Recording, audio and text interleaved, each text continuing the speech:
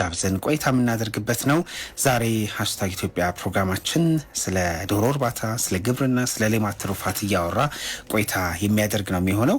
ለዚህ ደግሞ እንግዳ ጋብዘናል። እንግዳችን ዳንኤል ታደሰ ነው የሚባለው። እዚህ ዘርፍ ላይ የተሰማራ ወጣት ነው።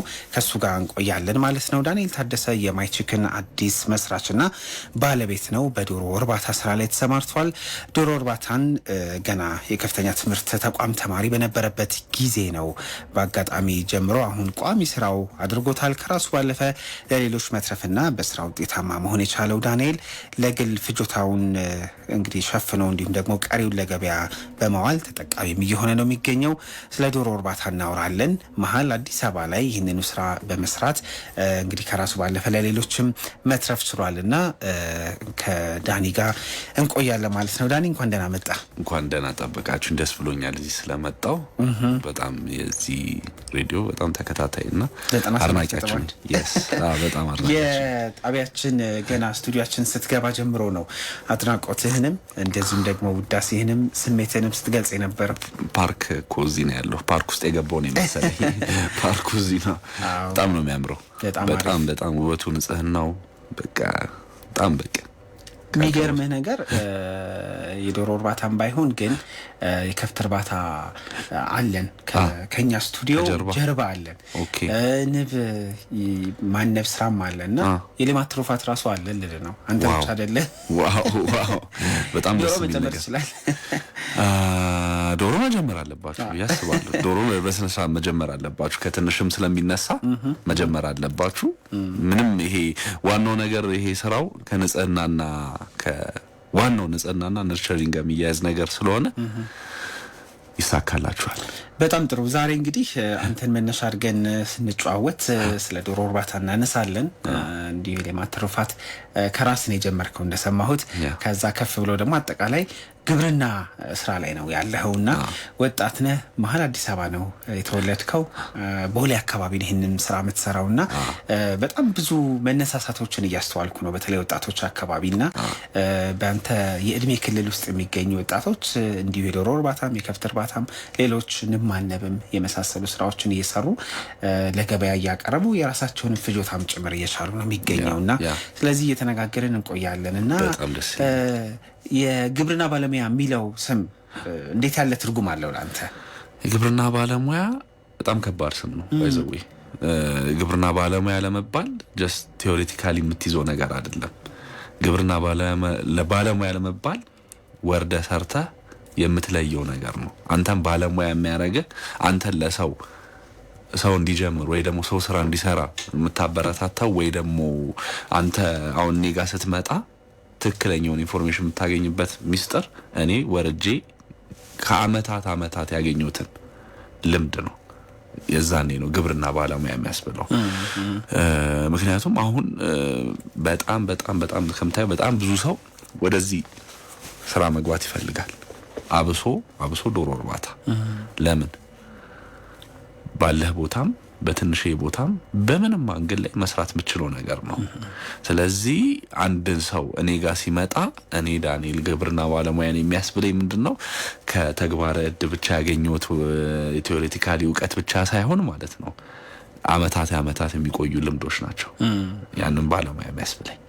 እና በጣም ከባድ ስም ነው እኮ ምክንያቱም የኛ ሀገር የኢኮኖሚ ዘርፍ ላይ ግብርናው ያለው ድርሻ በጣም ቀላል የሚባል አይደለም እንደምታውቀውና በዛ ውስጥ አንዱ ተዋናይ መሆን በዛ ውስጥ የስራው አካል መሆን በራሱ የሚሰጠው ነገር አለ ብዬ አስባለሁ። ደግሞ መሀል ከተማ ነው አንተ የተወለድከው አይደለ?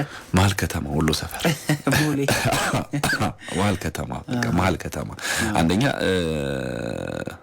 ማይንድ ሴት ነው ባይዘው የዚህ ስራ ላይ ለመግባት እንጃ ቀርቷል አይደል? ይሄ ሚናቅ የሚባል ስራ አሁን የለም። ሚናቅ የሚባል ስራ ነው ባይዘው አሁን በጣም አንተን ትልቅ ቦታ የሚያደርስ ግሮዊንግ አፕ ድሮ ትዝ ካለ እንጨት ስራ፣ ዶሮ እርባታ ምናምን ይሄ ሰው ላይ ያለው አስተሳሰብ ምናምን ነው ገብቷል። አሁን ግን ምግብ ምንድነው? ምግብ ለሰው ኢሴንሻል የሆነ ነገር ነው። ስለዚህ መንግስትም በጣም እያበረታታው ነው፣ አቴንሽን እየሰጠው ነው። እዚህ ውስጥም ገብተህ ስኬታማ መሆን ትልቅ ነገር ነው። ስለዚህ መሀል ከተማ ተወልደ እንደዚህ አይነት ማይንድ ሴት አለ ለምን ካልከኝ አንደኛ ወደዋለሁ፣ ሁለተኛ ያዋጣል። በጣም ጥሩ። ይህንን የሃሽታግ ኢትዮጵያ ፕሮግራማችንን አድማጮቻችን በሬዲዮ ሞገድ በ97.1 መከታተል ትችላላችሁ። ከዛ ባለፈ ደግሞ በኢትዮ ሳት ሬዲዮና ቴሌቪዥን መዘርዝር ውስጥ አለን። ቴሌቪዥን መዘርዝር ውስጥ በምስል ጭምር እንደምታየው መከታተል ትችላላችሁ። በይፋዊ የፌስቡክ ገጻችንም መከታተል ትችላላችሁ። እንዳልነው ዛሬ እንግዳችን ዳንኤል ታደሰ ነው። የዶሮ እርባታ ላይ የሚሰራ ወጣት ነው። ማይችክን በተሰኘ የማህበራዊ ትስስር ገጹ በተለየ መንገድ ስሜት አጋቢ የሆኑትን የህንን የዶሮ እርባታን የግብርና ስራዎችን አስመልክቶ መረጃዎችን በማጋራት እናውቀዋለን። የዚህ ፕሮግራማችን ስፖንሰር ኢትዮ ቴሌኮም ነው። ኢትዮ ቴሌኮምን እጅግ በጣም እናመሰግናለን። መልእክቱን እናድምጥና መልሰን ስናገኛችሁ ጨዋታችንን በደንብ ሰፋ አድርገን የምንቀጥል ነው ማለት። አጀማመራችን ግን ጥሩ ነው፣ ደስ ይላል። አንተም ትጋብዛለህ ለጨዋታ። እሺ፣ ስለዚህ መልእክቱን እናድምጥና መልሰን እናገኛችኋለን። ኢትዮ ቴሌኮም አጋራችን ስለሆነ እናንተን በአድማጮቻችን ስም እናመሰግናለን። ፋና ወጊ ተቋማችን ከቴክኖሎጂ ጋር ገስግሶ የሞባይል ኔትወርክን በየቤቱ አድርሶ ከገጠር እስከ ከተማ በፈጣን ኔትወርክ አቆራኝተዋል። ሁሉም እኩል እንዲገለገል ሜዳና ፈረሱን አመቻችተዋል። አቅምን ባገናዘበ ዋጋ ጥቅሙ በፈለጉት ልክ ዘኔክሰስ ቅንጡ የዘመኑ ስልክ ከኢትዮ ቴሌኮም። ዘኔክሰስ ስልኮች በፎርጂ ኔትወርክና ዋይፋይ ኢንተርኔት፣ ቴሌብርና ማህበራዊ ሚዲያዎችን እንደ ልብ ያስጠቅማሉ። 2000 ሜጋ አምፔር ባትሪ ስላላቸው ለረጅም ጊዜ ያገለግላሉ። በቴሌ ክላውድ ቋሚ ቦታ ፋይሎቹን በአስተማማኝ ሁኔታ መጠኑ እንደ ፍላጎቱ ከፍ ይላል። ከቴሌ ስቶሬጅ መጨመር ይቻላል። ኔክሰስ ኤል127 በ2599 ብር ብቻ። ኔክሰስ ኤል131 በ2699 ብር። ኔክሰስ ኤል2028 ምቹ ኪፓድ ከተች ስክሪን ጋር በ2949 ብር። ስልኮቹን ሲገዙ ለ3 ተከታታይ ወራት የሚያገለግል 2 ጂቢ ኢንተርኔት በነፃ ይመረቅልዎታል። ዘኔክሰስን በዘመን ገበያ ይዘዙ፣ አሊያም ከኢትዮ ቴሌኮም የአገልግሎት ማዕከላት ይግዙ። ኔክሰስ የሞባይል አፓራትስ ከኢትዮ ቴሌኮም።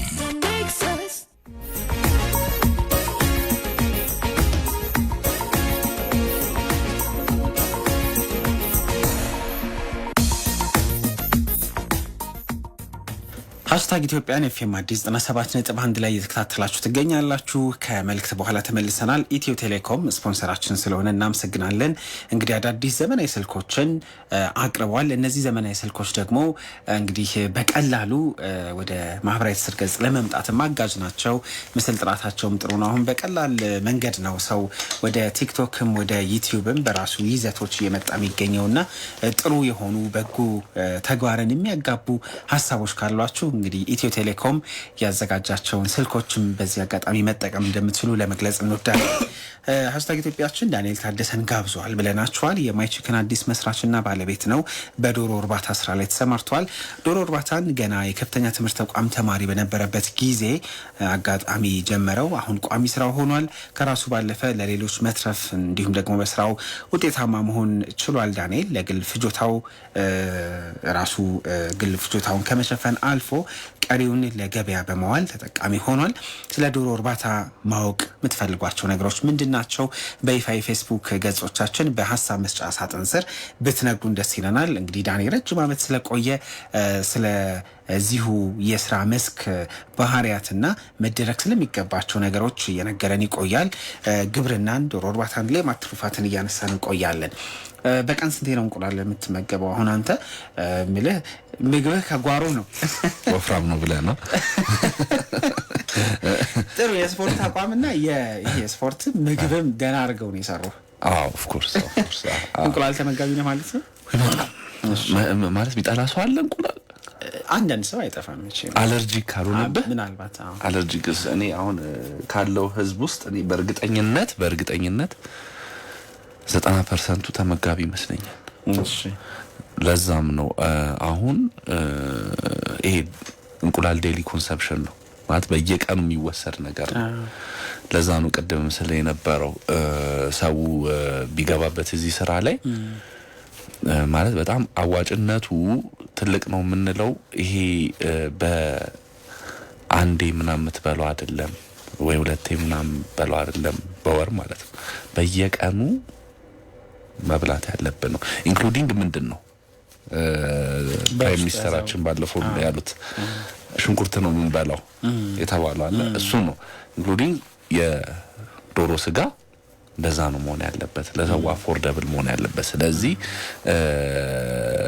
በተለያዩ አይነት ሚንሶች ሰው ሁሉ የሚበላው እኔ ብቻ አይደለም ሰው ሁሉ የሚበላው ነገር ሚኒመም የተጻፈ ዳታ ባይኖረንም just by assumption 90% ህዝቡ ይበላል ብለን ነው የምናስበው ስለዚህ ይሄንን የሚበላ ሰው ካለ እዚህ ቢዝነስ ላይ ሰው ቢገባ ዋጭ ነው ብዬ ነው ማስበው አንተ የዚሁ ተጠቃሚ ነህ በደንብ ነው ተጠቀመው በጥብሱም በቅቅሉም አገኛለሁ ነው የምትለው በተለያየ በቲማቲም በሽንኩርቱም ተጠብሶም በሁሉም በወጥ ሞክሯል አዎ በብዙ ነገር ይሞክራል እኔ እንቁላል በጣም ወዳጅ አይደለሁም በጣም ደግሞ ራቅ ያልኩም አይደለሁም ባገኛል ጠላ ቢኖርም በዛም ነኝ ይሄ እንግዲህ የግል እንትኔ ነው የግል አቋሜ ነው ግን ደግሞ በጣም በቀላሉ መገኘት የሚችል ከሆነ ወደዚህ አይነቱ የቢዝነስ አማራጭ ሲገባ ደግሞ ትሩፋቶቹ በዛ ይላሉ ወይ ግን ላቋርጥ ማለት ነው የእንትን እንቁላል ቀምሰህ ታውቃለህ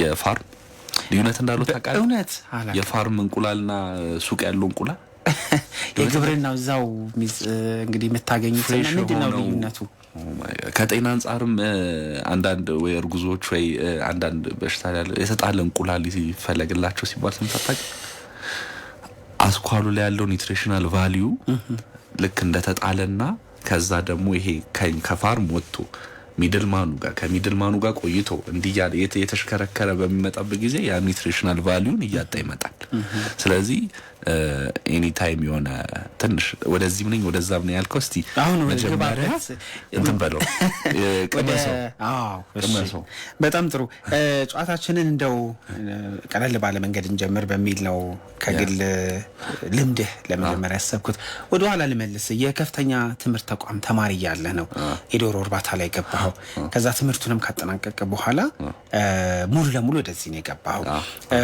ዳንኤል እንዴት ባለ አጋጣሚ ወደ ዶሮ እርባታው ወደዚሁ ስራ መስክ የመግባቱ አጋጣሚ ተፈጠረ ምን ነበር መነሻ በጣም ቆንጆ ጥያቄ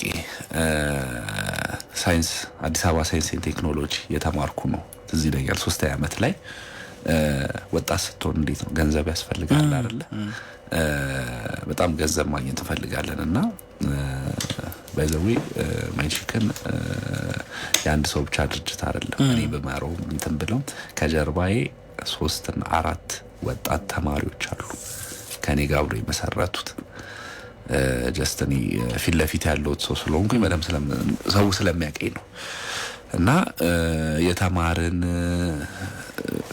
ሪሰርች ሰራል ወጣት ስትሆን ሪሰርች ሰራ የለ ምን ያዋጣል ምናምን አሁን በዚህ ዘመን ሰው ደግሞ ምን ያዋጣል ብሎ የሚሰራው አለ የበኛ ዘመን ደግሞ ምን ያዋጣል ብሎ የምንሰራው ነበር በመሰራበት ጊዜ ግብርና አሜዚንግ ነው ምክንያቱም ገና ሰው ማይንድ ሴቱን አላስተካከለውም ግብርና ላይ ያለው ነገር አብሶ ዶሮ እርባታ ንብ እርባታ አሳ እርባታ እንተናለም ስለዚህ በደንብ ሂሳብን በመንሰራበት ጊዜ ሪሰርችን በመናረበት ጊዜ ያገኘው ነገር ዶሮ እርባታ በትንሹ መጀመር እንችላለን አዋጭነቱን ትልቅ ነው ስለዚህ ምንድነው ያረግነው ቀጥታ ማግኘት የምንችለው ነገር በማዋጣትም ቢሆን እርስ በርስ ፍላጎት ያለው ሰው መስራት የሚፈልግ ሰው ከትምህርቱ ጎን ለጎን የተወሰነ ራሱን መቻል የሚችል መቻል በቃ የኛ ዋንኛው ግብ ራሳችን ከቤተሰብ መነጠን ነው በፋይናንሻል ማለት ነው በገንዘብ ስለዚህ ትክክለኛው ስራ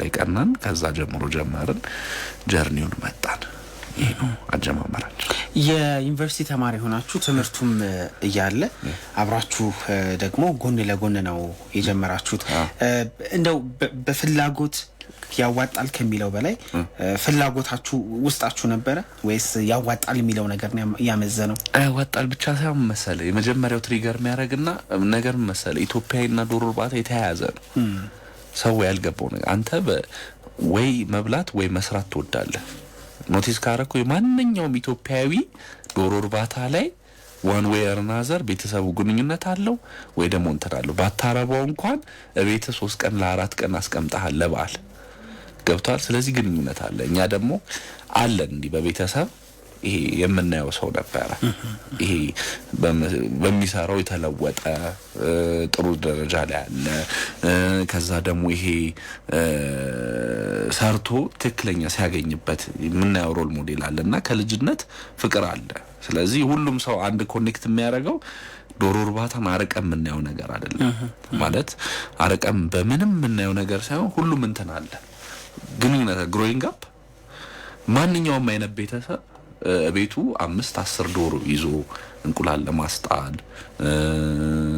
ወይ ደግሞ እንዳልኩ ባላይ ትንሽ ወፈር ለማድረግ ለማደለም ይሞክራልና በያየህ ነው የምታድገው ጀስት ጨዋታው ምንድነው ከዛ እንዴት ነው እርባታውን ሳይንቲፊክ ማድረገው አሁን ያለበት ደረጃ ላይ እንዴት ነው እንተምለው ገብቷል ድሮ ቤተሰብ በሰራበት 5 ዶሮ አሁን ሳይንሱም ሁሉም ነገር ቴክኖሎጂም ተቀይሯል ሁሉም ነገር ተቀይሯል ከሱ ጋር እንዴት ነው አላይን ዶኝ መሳራው የሚለው ነገር ነው ለየው ከጀመራችሁ በኋላ ፍላጎት ከዛ ደግሞ የሚያነሳሳ ሰውም ስለነበረ ወደዛ ገባችሁ እንደው ከልምድ በላይ በተግባር ሳይንሱ ያስቀመጣቸው ነገሮች ይኖራሉ እዛ ላይ የነበራችሁ መረዳት ለማወቅ ሄዳችሁበት መንገድ ምን ይመስል ነበር አንዳንዱ ነገር ከልምድ በላይ በተግባር በንድፈ ሐሳብ የሚገኙ ሳይንሱ ያስቀመጣቸው የግብርና ዘርፍ ያስቀመጣቸው መንገዶችን ምን ያህል ነበር ስትተገብሩት የነበረው ይሄ በጣም ጥሩ ጥያቄ ነው መሰለ አሁን ይሄ ከምኑ ጋር ይመሰላል አንተ ነኝ ያገኘኝ ሶሻል ሚዲያ ላይ ይሄ ሶሻል ሚዲያው የሚያገናኘው ከምኑ ጋር መሰለ ከባክ ስቶሪያችን ጋር ነው እኛ ስንጀምር እንዳልኩም ያበረታታን ሰው ምናም ቢኖርም የዛኒ ፋይናንሻሊም ሰብሰብ አድርገን ያለን ከቤተሰብ ከኛም ምናም የቻልነው ነገር እንትን ብለን በመንጀምርበት ሰዓት ብዙ ጊዜ ሰምተህ ታውቃለህ ዶሮ እርባታ አያዋጣም ምናም ሲባል ያከስራ ሊሞታሉ በቃኛም እሱ ነው የደረሰብን ለምን ልክ እንደጀመረን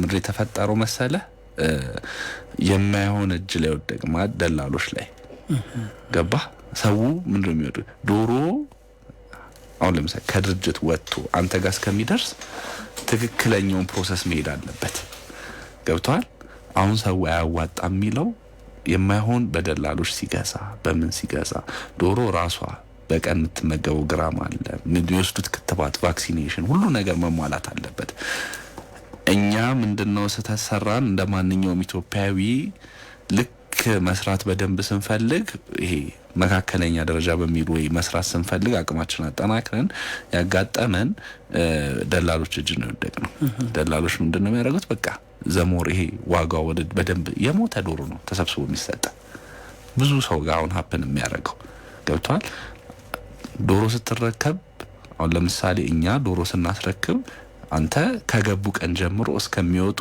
ምን መኖ እየበሉ ነው ስንት ግራም በቀን እየበሉ ነው በየቀናቸው ከቀን አንድ ጀምሮ 7ኛ 21ኛ ቀን ምን ክትባት እየወሰዱ ነው ሚሊዮን አይታ ነው ከኛ የምትወስደው የዛኔ ግን የነበረው ባህል ምንድነው የሆነ ቦታ ትሄዳለህ ዶሮ ይዘህ ትወጣለህ ተጀምራለህ ልክ ይዘው ስትሄድ በደንብ ያልበሉ ያልተከተቡ ነው መጣል ባለባቸው ሰዓት ከ4 ወር ተኩል ጀምሮ አይጥሉም እስከ 6ኛ ወር ቁጭ ያደርጓል ብርህ ሙጥጥ ብሎ ያልቃል ከዚያ ነው ሰዓት ላይ ሞርታሊቲ ሞት ይመጣል ዘኛ ሀፕን ያደርገው እንደዛ ነው በተዘጋ መኪና ነው ሁላችን ነው እንደኔ መጡት ሊተራሊ ማለት ነው ግን እኛ ይሄ ሁሉም ሰው አዲስ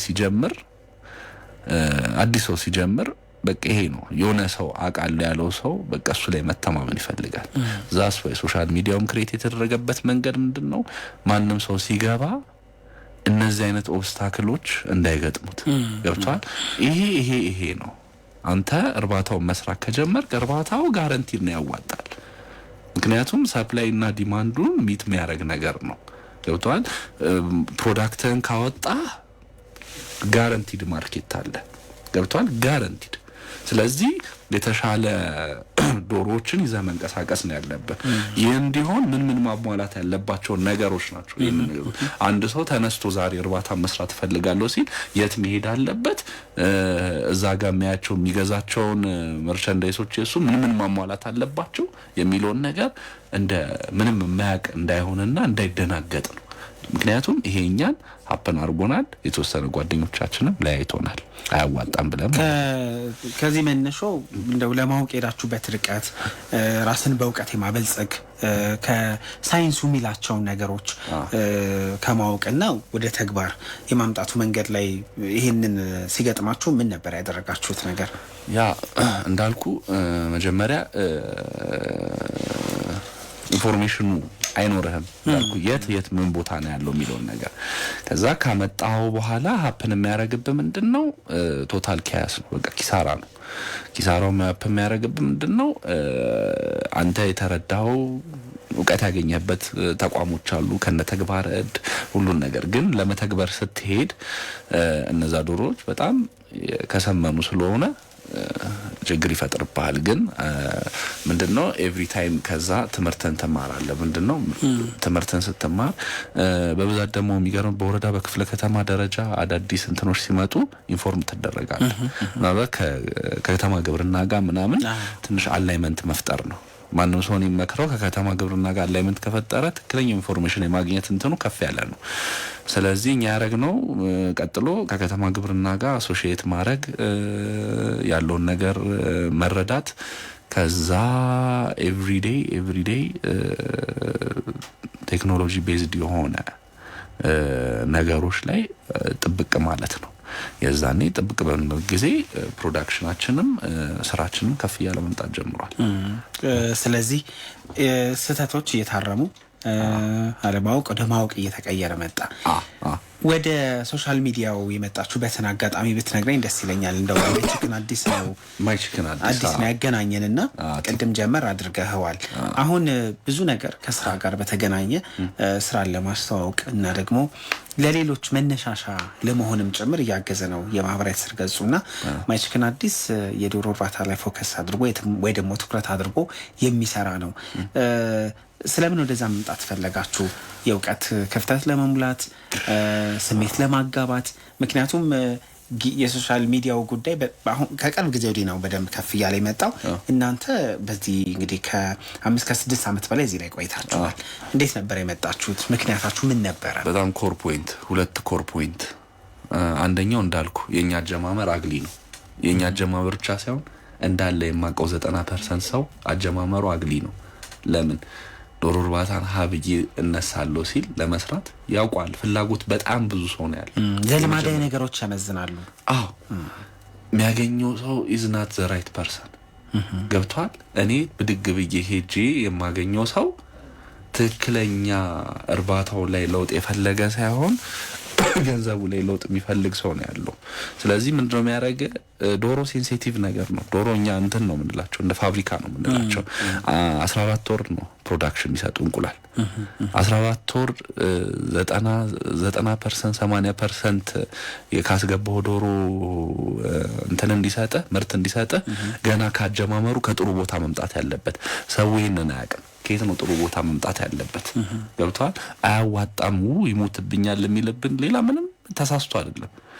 ከየትኛውም ከምንም ቦታ ሰብስቦ ስለሚያመጡላቸው እሱን ከት ማድረግ እንፈልጋለን። እርባታ ያዋጣል። ምንም እኛ የምንሰራው ስራ ነው። ምንም ይሄ ሰው 4 ሚሊዮን ሰው ቢገባበት ስቲል ያዋጣናል። ምንም እንትን የለብንም። የመጀመሪያው ፖይንት ይሄ ነው። አንደኛው እሱን ማጋባት መግለጽ። ከዛ ሁለተኛው በጣም ስትሮንግ እንድንሆን እንድንሄድበት ያደረግንበት መንገድ እንዳልኩ እኛ ግንኙነት መፍጠር ይመቸናል ከተለያዩ አካላት ጋርና ቅድም ልነግርህ ሞክሬያለሁ። ብዙ ይሄንን ፍላጎት አውቀው መስራት ፈልገው እኛ ጋር ይመጡና ስልጠና ወስደው መሄዱ አሉ። የዛኔ ስልጠና ጨርሰው ሲሄዱ እንዳልኩ ምናልባት ፋይናንስ ምናምን አስፈላጊ ሆኖ ከታየ ከፋይናንሻል ኢንስቲትዩሽን ጋር አብረን እንትን ብለን ኮላይድ አድርገን ልክ አንድ ሰው ሰልጥኖ ሲጨርስ ሰልጥኖ ከጨረሰ በኋላ ግዴታ ወደ ስራ መግባት አለበት ብለን እናምናለን። ገብቷል? እውቀቱን ካገኘ እውቀቱ አብሶ እኛ ጋር ያለው እውቀት በጣም ይሄ ሃንዶን የሆነ እውቀት ነው። ገብቷል? ቲዮሬቲካልም አለ የሰራውም አለ ጊዜውን የጠበቀም ነው እኛ ጋር። ገብቷል? ሊያዋጣህ እንዴትም ይችላል። አሪፍነቱ ደግሞ እንዳልከው መሀል ቦሌ ላይ ነው ያለው እርባታችን። እዛው ነው ሰው የሚሰለጥነው። እዛው ሰልጥኖ ሲጨርስ ወጥቶ ትንሽ እንኳን ገንዘብ እጥረት ቢኖርበት ገንዘቡን ሞልቶ የሚሄድበት ነገር ከፋይናንስ ድርጅቶች ጋር ጨርሰናል። ሁለቷን ነገር በማስመሳከር ነው እኛ ሶሻል ሚዲያው ላይ ትኩረት ያደረግነው። እውቀቱ የት ሄጄ ልጀምር የሚል አለ። ከእውቀቱን ካገኘው በኋላ እንዴት ልጀምር ያለ እሱ ሚት እንዲያደርግ ነው እኛ እዛ ላይ ያለውን ክፍተት ለመምላት በሚል። በጣም ጥሩ። ዛሬ እንግዳችን ዳንኤል ታደሰ ነው። የማይችክና አዲስ መስራችና ባለቤት ነው። የዶሮ እርባታ ላይ ነው የተሰማራው። እንግዲህ በዚህ ስራም ደግሞ ውጤታማ የሆነ ለሌሎች ስልጠናዎችም ከመስጠት ጀምሮ ደግሞ በገበያም ደረጃ እንግዲህ የራሱን ፍጆታ ከመሸፈን አልፎ እያቀረበም ወደ ተለያዩ አካባቢዎችም የዶሮ ምርቶችን በማከፋፈል ጭምር ይታወቃል። ከሱ ጋር ቆይታ እያደረግን ስለ ዶሮ እርባታም ስለ ግብርናም ሌማት ትሩፋትም እያወራን እንቆያለን። ስፖንሰራችን ኢትዮ ቴሌኮም ነው። በነገራችን ላይ ኢትዮ ቴሌኮም በዲጂታልና በተለያዩ አማራጮች የተለያዩ አገልግሎቶችን ዘርግቶ እየጠበቃችሁ ነው የሚገኘው። ስለዚህ የኢትዮ ቴሌኮም አማራጮችን መጠቀም ትችላላችሁ። ዘመናዊና ለመጠቀም አመቺ የሆኑ ስልኮችንም አዘጋጅተዋል። ኢትዮ ቴሌኮም ስፖንሰራችን ስለሆነ እናመሰግናለን። ምናልባት የተለየ ከዚህ ከዶሮ እርባታም ከግብርና ስራ ጋር በተገናኘ መጠየቅ የሚፈልጉ አድማጮቻችን ካሉ ግን ሁለት አድማጮችን ቡዜ ትፈልግልናለች። የስቱዲዮ ስልክ መስመራችን 0115525484 እና 85 ላይ ልትደውሉልን ትችላላችሁ። መልእክት የስፖንሰራችንን እናድምጥና ስንመለስ ጨዋታችንን እንቀጥላለን። አብራችሁኑ ነው። ፋና ወጊ ተቋማችን ከቴክኖሎጂ ጋር ገስግሶ የሞባይል ኔትወርክን በየቤቱ አድርሶ ከገጠር እስከ ከተማ በፈጣን ኔትወርክ አቆራኝተዋል። ሁሉም እኩል እንዲገለገል ሜዳና ፈረሱን አመቻችተዋል። አቅምን ባገናዘበ ዋጋ ጥቅሙ በፈለጉት ልክ ዘኔክሰስ ቅንጡ የዘመኑ ስልክ ከኢትዮ ቴሌኮም። ዘኔክሰስ ስልኮች በፎርጂ ኔትወርክና ዋይፋይ ኢንተርኔት፣ ቴሌብርና ማህበራዊ ሚዲያዎችን እንደ ልብ ያስጠቅማሉ። 2000 ሜጋ አምፔር ባትሪ ስላላቸው ለረጅም ጊዜ ያገለግላሉ። በቴሌ ክላውድ ቋሚ ቦታ ፋይሎቹን በአስተማማኝ ሁኔታ መጠኑ እንደ ፍላጎቱ ከፍ ይላል። ከቴሌ ስቶሬጅ መጨመር ይቻላል። ኔክሰስ ኤል127 በ2599 ብር ብቻ። ኔክሰስ ኤል131 በ2699 ብር። ኔክሰስ ኤል2028 ምቹ ኪፓድ ከተች ስክሪን ጋር በ2949 ብር። ስልኮቹን ሲገዙ ለ3 ተከታታይ ወራት የሚያገለግል 2 ጂቢ ኢንተርኔት በነፃ ይመረቅሎታል። ዘኔክሰስን በዘመን ገበያ ይዘዙ አሊያም ከኢትዮ ቴሌኮም የአገልግሎት ማዕከላት ይግዙ። ኔክሰስ የሞባይል አፓራትስ ከኢትዮ ቴሌኮም።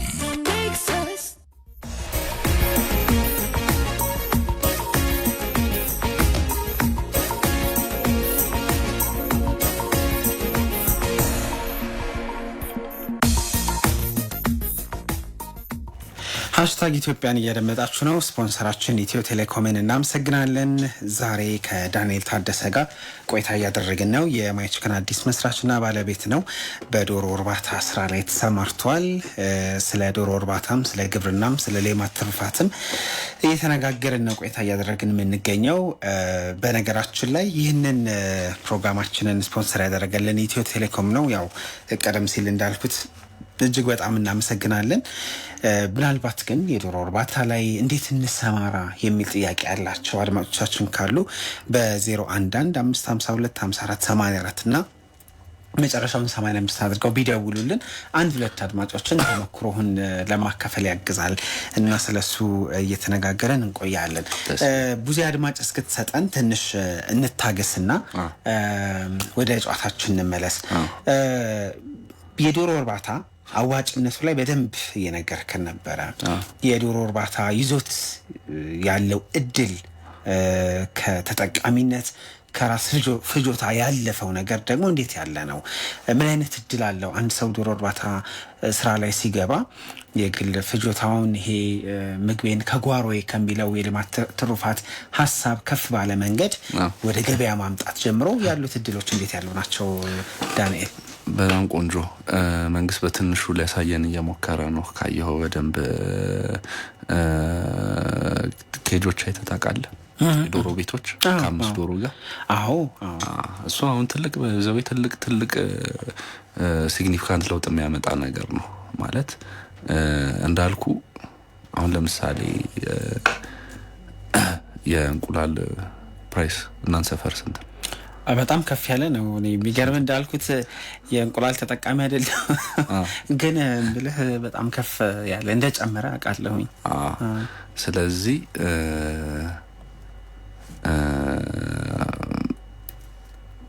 ሰው ገብቷል ነው አድማጭ አለን ይመስለኛል። እሺ እናስተናግዳለን። ማዳመጫውን አድርግና አድማጭ አስተናግደን ጨዋታችንን እንቀጥላለን። እሺ ሄሎ ጤና ይስጥልኝ ጌታዬ፣ ማን እንበል? አብርሃም ነኝ። አብርሃም ከየት ነው የምትደውልልን? ከአርባ ምንጭ። እሺ ዛሬ ዳንኤል ነው እንግዳችን። ዶሮ እርባታ ላይ እያወራን ነው የምንገኘውና ማይ ቺክን አዲስ በሚለው ገጹ ነው በደንብ የምናውቀው። ምንድነው መጠየቅ የምትፈልገው? አንድ ሁለት ጥያቄዎች ያሏቸው አድማጮቻችን እናስተናግዳለን ብለን ስለነበረ ሀሳብህን ንገረን። እሺ አንተንም ታየን አመሰግናለሁ። የኔ ጥያቄ ያው እኔ ትንሽ ዶሮዎች አሉኝ ገና ጀማሪ ነኝ። ስለዚህ ነገር እውቀቱ ብዙም የለኝም። ግን አሁን እሱ ከተናገራቸው ንግግሮች ምን አይነት ዶሮዎች ናቸው ለ14 ወራት እንቁላል የሚጥሉ ስል ምን ማለት ነው?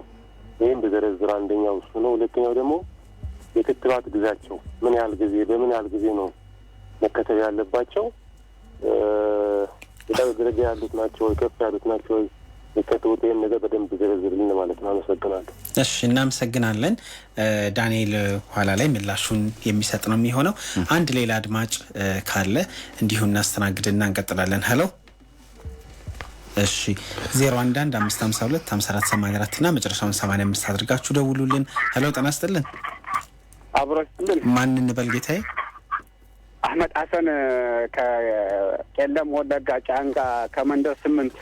እሺ ምንድነው ጥያቄዎት? የዶሮ እርባታ ላይ እያወራን የምንገኘው ስለ ዶሮ እርባታ ነው እየተከታተልኩ ነበር ያለሁትና እዚህ እኛ ሰፈር ዶሮ እንደዚህ እናረባ ነበርና ማለት ነው የመሞትን ባህሪ ያላቸው መንስኤው ምንድን ነው? ስለዚህ ይሄኛው እንዲጠየቅ ያው ደስ ይላሉ ሲመጡ በጫጭቱነታቸው ምናምን ነገር ግን የሚሞተው የሚያልቀው ይበዛል። እሺ በጣም ጥሩ እናመሰግናለን ስለጠየቁን። አንድ አድማጭ ብቻ አስተናግደን ወደ ጨዋታችን እንመለሳለን። እሺ ሄሎ ጤና ይስጥልን። ማን እንበል? ጤና ይስጥልን። ማን እንበል አድማጫችን?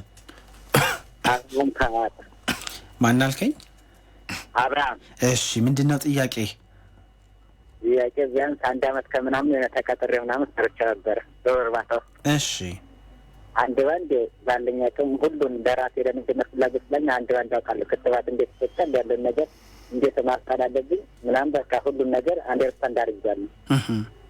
ነገር ግን አንዳንዴ ነው በሽታ የሚከሰተው በተደጋጋሚ ባየከኔ እየሰሩ ባለበት የተንከባከብናቸው እያለ መድኃኒት በስነ ስርዓት እየሰጠናቸው እያለ በሽታው ተመልሶ የሚያስከትት ኮክሲዲያ የሚባለው በሽታ ማለት ነው በተደጋጋሚ ይከሰታል። ይሄ በምን ምክንያት ነው? እሺ እናመሰግናለን። ዳንኤል ምላሽ ይሰጥ። እሺ ቀጥል አድማጫችን። የፋይናንሻል የሚመቻች ከሆነ ስልጠና ወስጄ ምናምን በግል ለመጀመር ነበር። እሺ እናመሰግናለን። እሺ መልካም። የአድማጮቻችንን ጥያቄ በደንብ እያነሳን እንቆያለን። የያዛቸው መልካም እድሎችን እያወራን ስለነበረ እሱን እንጨርስና ወደ ጥያቄዎቹ እንመጣለን።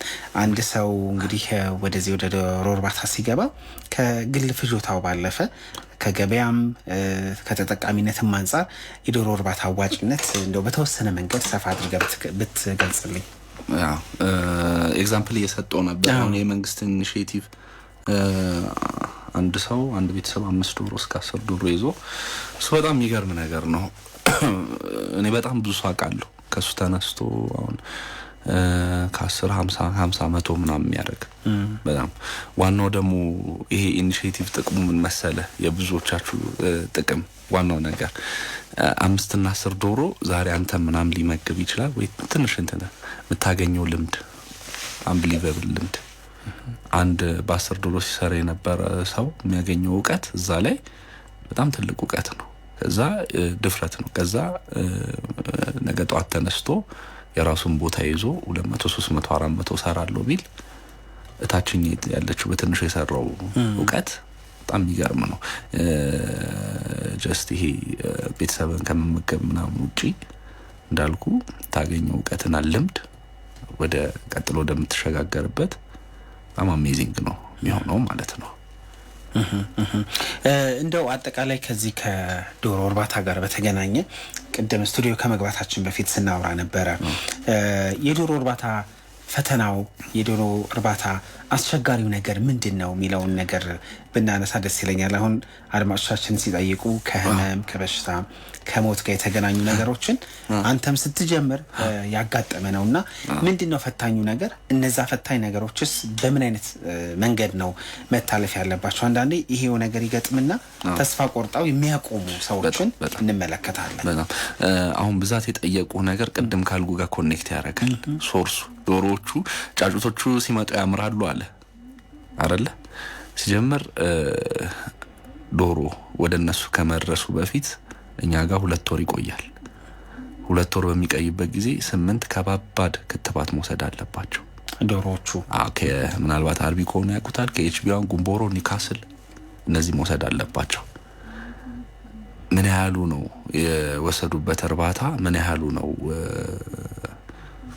ይሄንን ክትባት ሰጥቶ እንትሚላቸው ምን ያህል ነው የኔነት ፊሊንግ መሰማት አለበት። አሁን ለምሳሌ እኛ ሶሻል ሚዲያ ላይ ነው ያለነው ስፔሻሊ ቲክቶክ ላይ አይደለ?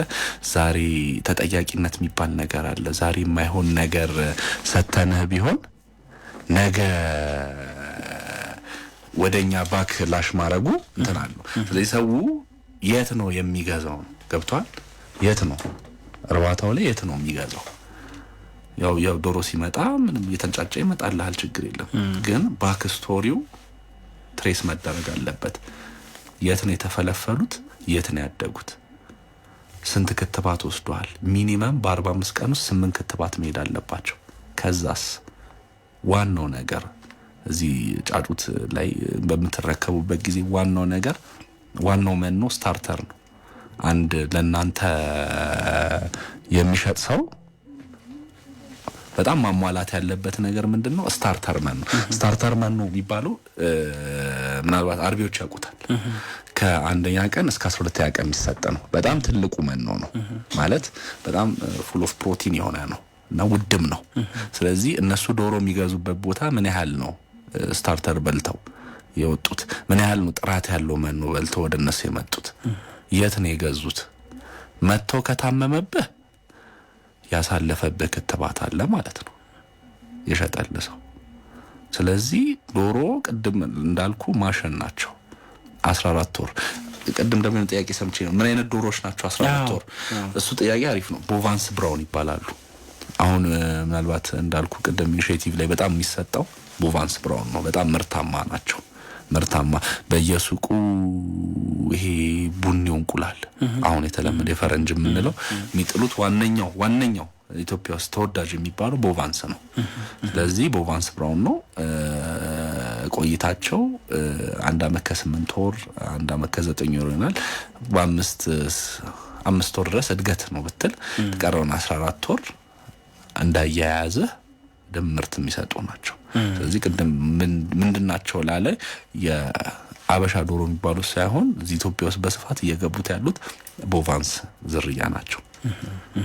ለጥያቄ አለ በዋናነት እንደው በቀጥታ በተዘዋዋሪ ማነሳስተዋል። ግን ደግሞ የዚህ የዶሮ እርባታ ስራ ላይ ፈተናዎቹን እና ደግሞ የሚመጡትን ነገሮች የምታልፉበት መንገድ አንዳንድ ሰው ተስፋ ቆርጦ ነው የሚያቆመውና ምንድነው መሆን ያለበት ነገር? ለምሳሌ የሆነ ከህመምም ከበሽታም የተገናኙ ነገሮች ሲያጋጥሙ በምን አይነት መንገድ ነው ቶሎ ሳንረበሽ ቢዝነሱ ወይ ደግሞ የጀመርናቸው ነገሮች ማስቀጠል ያለብን? መጀመሪያ እንዳልኩ ዋናው የኛ ዓላማ ሰው እንዳይከስር ነው።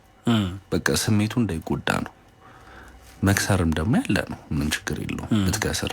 ማንኛውም አይነት ስራ እኮ ትራያል ፔሪድ አለው አይደል? ካፌን ብከፍት 6 ወር የመሞከሪያ ጊዜዎች ይኖራል። ስለዚህ ግን እሷንም ብትሆን እኛ ሰውን አፕዴት ለማድረግ ነው በጣም እንቅስቃሴያችን። ግን ከዛ ውጪ ለሚፈጠሩ ነገሮች ማለት እያንዳንዱ አሁን ጊዜው የቴክኖሎጂ ነው፣ እጅ ላይ ነው ያለው ሁሉም ነገር። የምታየውን ነገር አንተ ነህ የምትወስነው ኤቭሪዴይ። አሁን መስከረም ላይ በሽታ ገብቶ ነበር ዶሮ። እኛም ኢንፎርም አድርገናል፣ መንግስትም ኢንፎርም አድርጓል። ዶሮ መንቀሳቀስም ምንም አይችልም ነበር ይዛኔ። ለትልቅ በሽታ ሆኖ ሳይሆን ኒካስል ነበር። ስለዚህ አንተ አይሶሌት ማድረግ አችልም፣ ራስን እንትን ማድረግ አችልም። እርባታ ውስጥ ከገባ እጅ ላይ ኢንፎርሜሽን መሰብሰቢያ መንገድ አለ። ኤቭሪዴይ ራስህን ቼክ ማድረግ ገብቷል። የዛኔ አፕዴት ብታረግ እኔ በጣም በጣም በጣም የኛ የመጀመሪያ ጀማሪዎች አሉ ይሄ ምንም ኪሳራ ያላጋጠማቸው ኤቭሪዴይ ራስህን አፕዴት ካረግ ምንድነው የተከሰተ ያለው፣ የትኛው መኖ ነው አሪፍ፣ የትኛው የዶሮ ዝርያ ነው አሪፍ፣ የትኛው ክትባት አዲስ ክትባት ተመርቶ መጥቷል፣ የትኛው ሰፕሊመንት ነው አሪፍ የሚለውን ነገር ቼክ አረግ። መኖ የትኛው ነው እንዳልኩ አዋጭ፣ ውዱ፣ ረካሱ ነው፣ ኳሊቲ በጣም ቆንጆ ቆንጆ አሉ። እነሱን የትኛው መጠቀም አለብህ። በአንድ ዶሮ በአንድ እንቁላል ስንት ነው ኮስት ገብቷል። ለማን ነው የምታስረክበው? ይሄ በጣም ማወቅ ያለው ለማን ነው ማለት ዳይሬክትሊ ለከስተመር ነው ወይስ ለማን ነው? ይሄን ሁላ ነገር የምታውቅ ከሆነ ሚኒማይዝ እያረኩ ይመጣል። ዶሮ ደግሞ ቻንስ ይሰጣል። ባይዘው አሁን ለምሳሌ ቀርቷል ያኛው ይሄ ዛራቸው በሚሻሻልበት ጊዜ ይሄ ድሮ ሰምተህ ታውቃለህ? በቃ ስገባ ሞቶ አገኘዋቸው ቀርቷል። እሱ የለም። አሁን ወደ ገንዘቡ ነገር በመጣ ደስ ይለኛል። ገንዘቡን ስለ የእናንተን መነሻ እንደው በደንብ ለማወቅ ብቻ ሳይሆን ለምሳሌ አንድ በተለያየ የስራ መስክ ውስጥ የሚገኝ በተለያየ የስራ ሙያ ውስጥ እንግዲህ የመጀመሪያ ዲግሪውንም ሁለተኛ ዲግሪውንም ይዞ ስራ ላይ የሚገኝ አንድ ግለሰብ ልክ እንዳንተ አይነቱ ሳይድ ቢዝነስ አድርጎ ወይ ደግሞ የተጓዳኝ ስራው አድርጎ ለመስራት በአማካኝ ምን ያህል ያስፈልገዋል? እና ደግሞ የዶሮ ቢዝነስ እንደው በወር ደረጃ እናንተም ገጻችሁ ላይ ስታነሱት ሰምቻለሁ፣ አንድ ሰው እስከምን ያህል ሊያገኝበት ይችላል? በጣም አሪፍ ዶሮ እርባታ ነግሬሃለሁ። አማራጩ ሰፊ ነው ማለት 10 ሚሊዮንም ካለ በደንብ ይቀበላል፣ 50 ሺህ ብርም ካለ ይቀበላል። በጣም አሪፍ እቤት አሁን ለምሳሌ አንተ ተቀጣሪና ጠዋት 2 ሰዓት ቢሮ ገብተህ 11 ሰዓት ተወጣ ከሆነ በ50 ሺህ ብር መጀመር ብትፈልግ በ10 ዶሮ በ20 በ30 ዶሮ መነሳት ትችላለህ።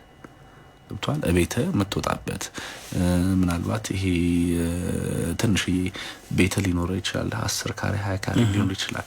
ክፍተት ቦታ እዛ ላይ እንትኖች ተወሰነ ኬጅ ባዮሴኩሪቲ እንጠብቀ። ዋናው ነገር ደግሞ ባዮሴኩሪቲ ዶሮ ንጽህና ጋር የተያያዘ በጣም እንትን ነው።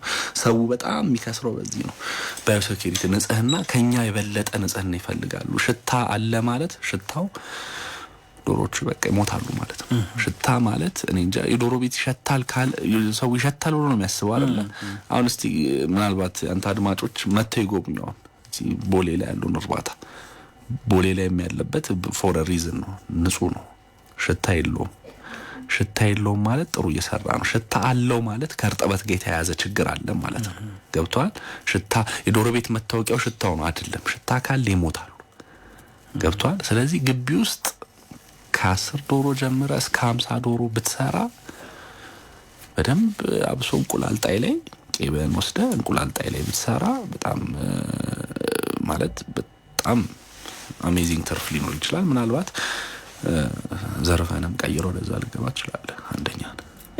እስከ ምን ያህል ሊገኝበት ይችላል? እንደው በወር ደረጃም ሊሆን ይችላል። አስቀምጠው የምትችለው ነገር ካለ አሁን በ50 ዶሮ የሚሰሩ ሰዎች እስከ 14,000 ብር እስከ 15,000 ብር ፕሮፊት እንደሚያገኙ አውቃለሁ። በ50 ዶሮ በወር። ይህ ማለት መኗችሁን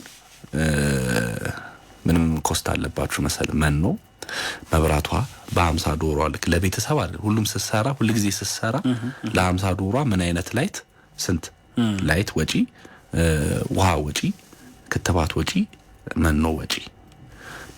እንዳልኳችሁ አንድ ዶሮ እንቁላል የጣለ ከሆነ 120 ግራም ነው መብላት ያለበት። እንቁላል ጣይ ሲሆኑ ደግሞ በጣም የተመጠነ ነው መብላት ያለባቸው። ምክንያቱም ከወፈሩ ይጥሉ በጣም ችግር ነው የሚሆነው። ስለዚህ በቀን 120 ግራም ትሰጣቸዋላችሁ። የዛኔ ከሰጣችሁ በኋላ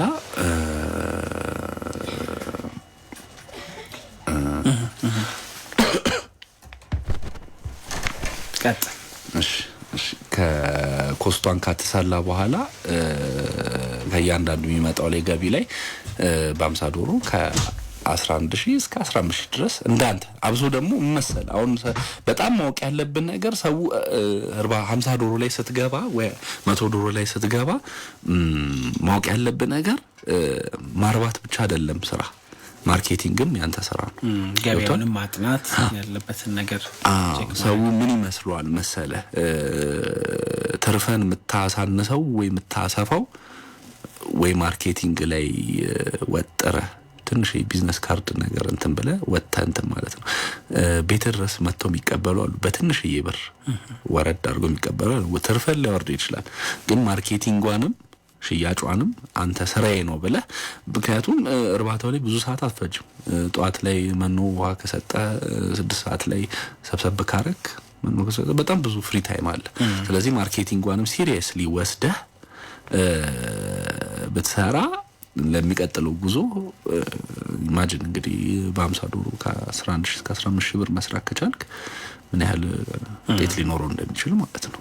አሁን በጣም በርካታ ሰው እንግዲህ እንደምታውቀው እናንተ ማይ ቺክን አዲስ በይፋዊ ማህበራዊ ትስስር ገጻችሁ ስለዚሁ ጉዳይ ነው በደንብ የምታወሩት ወይ ደግሞ የምትገልጹት እና ብዙ ሰው የዲጂታሉ ዓለም ላይ ነው የሚገኘው በተለያዩ አማራጮች ስለሚያይ ስለሚከታተል ጭምር ማለት ነው። ወጣት ነህ እና አገሩ ደግሞ የወጣት ነው እና ብዙ የሚሰሩ ብዙ የገንዘብ ምንጭ የሆኑ ሀሳቦች ያስፈልጉናል። አንደኛው ጉዳይ ይሄ ይመስለኛል አሁን ቀደም ተጠቅሰውም ስለነበረ ማለት ነውና በወጣትነትም በጉልምስናም ውስጥ ለሚገኘው አንድ ኢትዮጵያዊ እንደው አሁን ከቅርብ ጊዜ ወዲህ የሌማት ትሩፋት ስራዎች ግብርናን ማዕከል ያደረጉት በአካባቢ ጭምር እንደሚከወኑ ምግባችን ከጓዳችን ከጓሯችን እንደሚሆንም ጭምር ማሳያ የሆኑ የተለያዩ ኢኒሼቲቮች በክቡር ጠቅላይ ሚኒስትር ዶክተር አብይ አህመድ በመደመር መንግስት ሳቤ በደንብ እየተነሳ ነው የሚገኘው እና የዲጂታሉ ዓለም ላይ እንደመኖርህ በውስጥም በሐሳብ መስጫ ሳጥንም የሚመጡ ሐሳቦች ይኖራሉ። ምን ትመለከታለህ? እና ደግሞ ይህንኑ እድልስ መጠቀም ላይ ወጣቱም ሌሎች የህብረተሰብ ክፍሎችም መነሳሳት ብቻ ሳይሆን ወደ ተግባር እንዲገቡ ምን ማድረግ አለባቸው? በጣም አሪፍ ኦሬዲ መሰለ አንድ ሰው በቃ አሁን ይሄን እየሰማ ያለ ሰው በጣም ተጠቃሚ ነው የሚሆነው። ምን መሰለ እርባታው ላይ ስኬታማ እንዳትሆን የሚያደርግ ምንድነው? ወይ ፋይናንስ ላይ ኖር ይችላል ወይ ደግሞ ዶሮቹ ኬት ነው የሚመጡት። ሁለቱንም ሶልቭ ተደረገልህ። ገብቷል? ዛሬ የሚሰማ ሰው ካለ በጣም እድለኛ ነው። ምን ማለት ነው? አንደኛ ውጤታማ እንዳይሆን የሚያደርግ ዶሮቹ ነገርኩ ቅድም 8 ክትባት የዛ ሁላ ሰው ያስተናገርነው ስልክ ችግር ምንድነው? ዶሮ እንደዚህ ሆነብኝ። ዶሮ እንደዚህ የሚሆንብህ ሶርሱ የኔ ችግር ብዬ መጀመሪያ ነገርኳል አይደል? ስጀምረው ችግር ውስጥ የከተተኝ ነገር ዶሮቹ ኬት እንደሚመጡ አላውቅም። ዶሮቹ ሶልቭ ተደረገላቸው አለ እዚሁ ጤናቸው የተጠበቀ። ቀጥሎ ምንድነው ያለው? እውቀት ወሳኝ ነገር ነው። እውቀት አሁን እንዳልኩ ቴዎሬቲካል ብቻ ሳይሆን ቴክኖሎጂው ምን ይላል፣ ምን ላይ ደርሷል፣ ሳይንሱ ምን ላይ ደርሷል የሚለውን ነገር እሱን ስልጣናውን ትወስዳለህ። ከዛ ስትወጣስ ብድሩ ይመቻችልሃል። ገብቷል? ስለዚህ ማንም ሰው አሁን በቤት ውስጥ ቁጭ ብሎ መስራት የሚፈልግ ወጣት ካለ ከሄኑ ሰዓቱ አሁን አብሶ ዶሮ እርባታ ላይ ከሆነ ምክንያቱም ሉፖሎቹ የክፍተቶቹ በጠቅላላ ተሸፍነዋል። ብድሩ ከሆነ ፋይናንሻል ኢንስቲትዩሽን ጋር ተሳስረናል። ዶሮ ከሆነ ጥሩ ሶርሳቸው የሚታወቅ አይተው ክትባት ምን ወሰዱ ሚሊዮን ነገር ምን እንትን አለ ሚሊዮን ነገር አጣርተው እያዩ የሚያድግበት ቦታ ገብቷል። ያው ቦሌ ላይ እሱ አለ። ስልጣናውንም ሙቀቱም ወስደው የሚገቡበት ሰዓት ነው። ምንም ይሄ ማንም በትንሹ መስራት የሚጀምር እንኳን በትልቁ መስራት የሚፈልግ ይዘራ አይታይም። ከዛ ደግሞ ማርኬቱ መሰለ አንተም የቤተሰብንም ያከባቢንም ህይወት የመቀየር ኦፖርቹኒቲ ነው ያለ ገብቷል አሁን። ምክንያቱም እንቁላል ዶሮ በህብረተሰቡ ተቀባይነቱ ከፍተኛ ነው። ሞር ደግሞ ይሄ በተመረተ ቁጥር ሞር ኔክስት ላይ እንዳልኩ 1 ሚሊዮን ሰው እዚህ ስራ ላይ 1 ሚሊዮን ወጣት ቢገባ እዚህ ስራ ላይ በቃ የህብረተሰቡ እንቁላል ላይም ዶሮ ላይም ያለው ተቀባይነት በጣም እንትን ነው የሚሆነው። የገበያ ዕድልም ሰፊ ነው። ስለዚህ በቀላሉ አካባቢያችን ላይ ያሉ የብድር ተቋማት እንዲሁም በወረዳም በተለያየ መንገድም የግብርና ባለሙያዎች ምክር በመስማት መግባት ይቻላል የሚለው በዚህ መንግስትም እንትን የሚልልሃል እኮ ገበያ ትስስር ያደርግልሃል። አንተ ምርቱን አውጣው እንጂ በወረዳ ደረጃ በክፍለ ከተማ ደረጃ በደንብ እንትን ይላል። የመጨረሻ ማድረጋው እንግዲህ የመገናኛችን ዋና ምክንያት የዶሮ እርባታ ስራችሁ እዛ ላይ ያጋባችሁት ያለው ስሜት እንዳለ ሆኖ እንግዲህ ከቅርብ ጊዜ ወዲህ በመደመር መንግስት በኢፌድሪ ጠቅላይ ሚኒስትር ዶክተር አብይ አህመድ የሌማት ትሩፋት በሚል ዜጎች በተለይ ምግባቸውን ከጓሯቸው እንዲያገኙ ኢኒሼቲቭ ተጀምሮ እየተሰራ ነው የሚገኘው። ይሄ ኢኒሼቲቭን በተመለከተ ሀሳብህን ብትሰጠኝ ደስ ይለኛል። የያዘው እድል ከዛ ደግሞ ይህንን ደግሞ መጠቀም ላይ አንዳንድ ሰው በጣም ሰፊ ከባቢ ይፈልጋል፣ ግን ደግሞ ባጭር ቦታ ብዙ የሚሰሩ ነገሮች ስላሉ ሀሳብ ስጠና እናበቃለን። ይሄ ቅድም እንደነገርኩ ነው። ዋናው ያንተን እና የቤተሰቦችን እንደ ብዛታቸው አይታወቅም። 10 ከሆነ በቀን ከ10 ዶሮ እንኳን 6-7 እንቁላል ሰበሰብክና ወጥተህ ከኛ የምትገዛውን ትተህ ራስን መመገብ ከቻልክ ኢማጂን ጥቅሙ። ዋናው ጥቅም ግን ባይዘው ይሄ አይደለም። እኔ የመንግስት ይሄ ዋና ጥቅሙ ይሄ አይመስለኝም።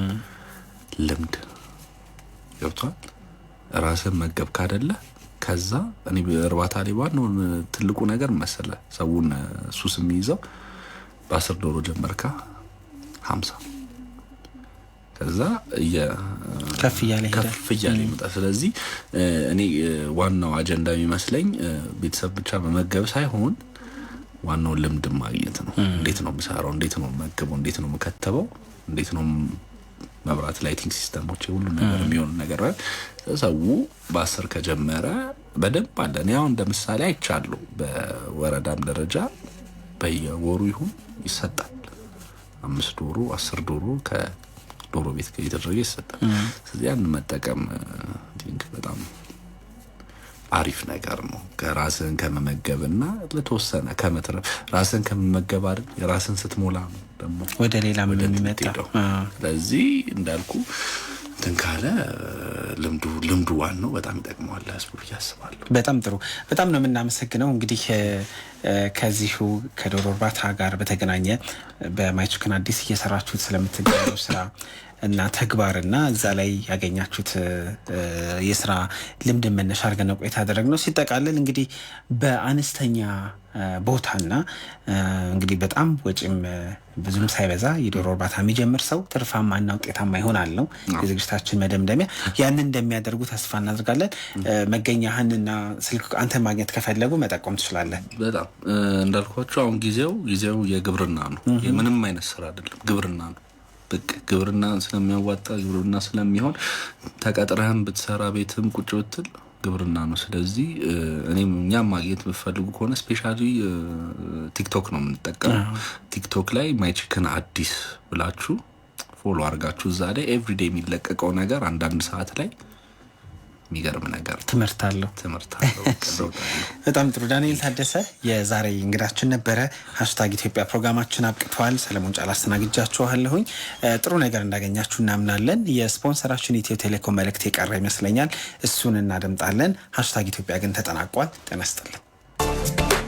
ፋና ወጊ ተቋማችን ከቴክኖሎጂ ጋር ገስግሶ የሞባይል ኔትወርክን በየቤቱ አድርሶ ከገጠር እስከ ከተማ በፈጣን ኔትወርክ አቆራኝተዋል። ሁሉም እኩል እንዲገለገል ሜዳና ፈረሱን አመቻችተዋል።